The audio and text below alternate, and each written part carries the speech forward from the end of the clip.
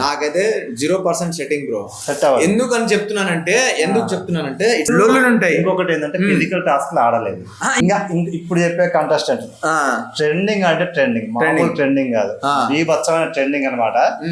Kumar aunty ఈ పేరు CM Revanth Reddy నుంచే వచ్చింది. మరి అలాంటి పేరు సోను సూద్ వచ్చిండు రీసెంట్ గా, ఎన్నో సినిమా ప్రమోషన్. కుమార్ ఆంటీ పోయి వంట చేస్తుంది. మరి అదే చెప్తున్నా, కుమార్ ఆంటీ పేరు పడుతుంది. Kumar aunty Bigg Boss house లోకి ఏ విధంగా సెట్ అవుతుంది అనేది నా అభిప్రాయం. నాకైతే 0% సెట్టింగ్ బ్రో. సెట్ అవ్వదు. ఎందుకు చెప్తున్నానంటే ఓకే, సో బిగ్ బాస్ లో కుమారి ఆంటీ సెట్ కాదు. ఎందుకంటే మనము లాస్ట్ షకీలా గారిని చూసాం కదా.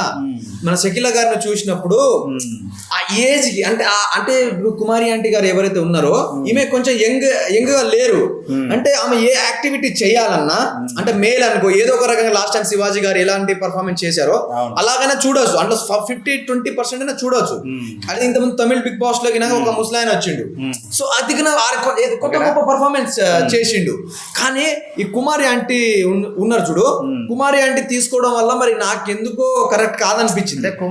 ఎందుకంటే ఇన్ఫాక్ట్ నేనేమంటే కుమార్ ఆంటీ అంత డేర్ గా ఇప్పుడు అవతలని తిట్టాల్సిన సిచ్యువేషన్ వస్తాయి బిగ్ బాస్ హౌస్ లో. వస్తుంది అప్పుడు తిట్టదు. అప్పుడు ఈమె చాలా అంటే కాదు కదా, ఆయన దవడ పెట్టి కొట్టాలి అంటే మీరు దవడ పెట్టి కొడితేనే మజా వస్తుంది. అట్లా కాదు, వంట చేసి నీకు లివర్ కి దీనికి వెయ్యింది అమ్మాయి 1000 ఇచ్చేయంటే నీకు కష్టం అవుతుంది అంటే అక్కడ.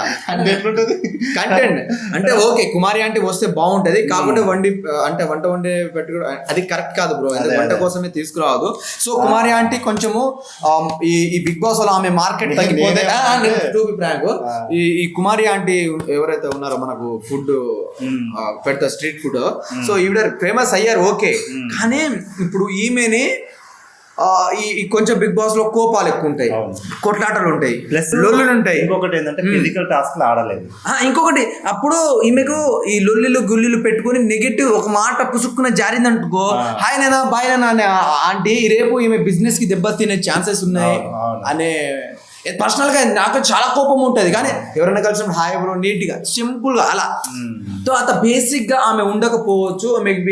ఆమె పర్సనల్ లైఫ్ మీద అంటే ఆమె ఏదైతే బిజినెస్ ఉందో ఫుడ్ బిజినెస్, దాని మీద నెగిటివ్ ఇంపాక్ట్ పడే ఛాన్సెస్ పడుద్ది. ప్లస్ బిగ్ బాస్ హౌస్ కి సెట్ కాదు. సేమ్ ఆమెకు ఆల్రెడీ ఫేమ్ ఉంది, కొత్తగా వచ్చే ఫేమ్ అయితే ఏం లేదు.